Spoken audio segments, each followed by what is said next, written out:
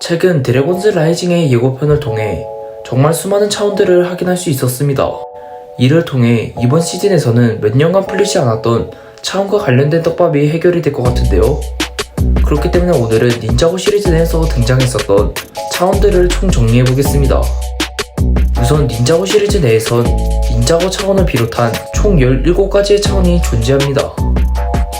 우선 첫 번째 차원인 닌자고부터 알아보자면, 닌자고는 닌자고 시리즈의 메인이 되는 차원으로서 원래는 워지라가 지배했었던 바다만이 존재하던 차원이었지만, 최초의 스피니추 마스터의 등장 이후 대륙과 수많은 존재들이 탄생해 현재는 모든 차원들 중 가장 다양한 환경들을 보여주고 있습니다. 두 번째는 지하세계입니다.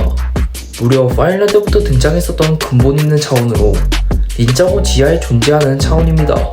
이곳에는 주로 닌자고에서 추방당한 존재들이 가게 되는데, 가마돈이 과거에 이곳으로 추방을 당했으며 현재는 클라우즈가 이곳으로 추방을 당한 상태입니다. 이 지하세계에서는 주로 해골들과 스파이더들이 살고 있습니다. 세 번째는 어둠의 세계입니다. 이번 드래곤스 라이징 예고편에서 다시 슬쩍 등장하기도 했는데, 사실 가마돈의 팔이 4개가 된 이유 역시 이곳에서의 영향이었습니다. 주로 돌덩이 바위들과 지는 괴물들이 서식하고 있습니다.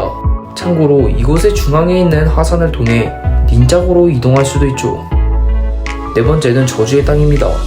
저주받은 자들이 가는 공간으로 시즌5 때 나왔던 파멸의 지배자가 저주의 땅 그 자체였습니다.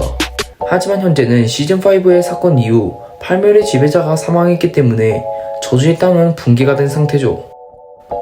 다섯 번째는 구름의 왕국입니다. 이름 그대로 구름 위에 있는 왕국의 형태로서 닌자고로 포함한 모든 차원들의 운명을 결정하는 장소입니다. 여섯 번째는 키마입니다. 시즌5 당시에 로이드와 모로가 차원을 오고 가면서 전투를 하던 도중 키마가 잠시 동안 등장하게 되었는데요. 키마가 닌자고 세계관 속 차원 중 하나임이 밝혀지게 되었습니다.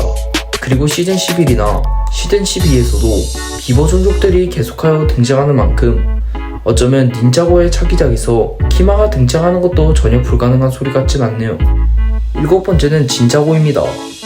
시즌 6의 메인 빌런이었던 나사칸 진의 고향으로서 닌자고와 같이 아름다운 곳이라는 표현이 있었습니다. 다만 저주의 땅과는 자매 차원이 하는 설정이 있기 때문에 저주의 땅이 붕괴가 되면서 자매 차원인 진자고 역시 붕괴가 되었습니다. 여덟 번째는 네버 영역입니다.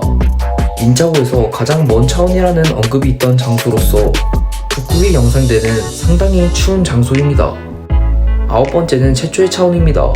모든 차원들 중 첫 번째로 생성된 차원으로서 고대의 존재인 도깨비와 드래곤이 살던 장소였죠.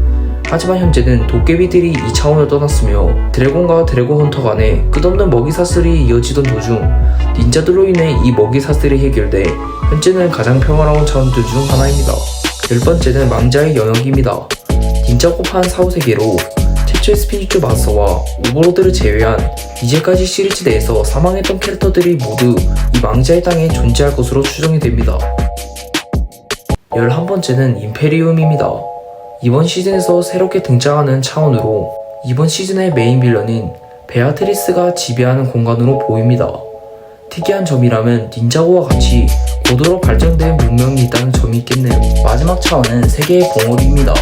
이 차원 역시 드래곤스 라이징을 통해 새롭게 나온 차원인데 리우를 포함한 수많은 드래곤들의 고향으로 보입니다. 이외에도 시즌6 당시에 플리트 더그로 인해 언급이 되었던 트로피카나 도로?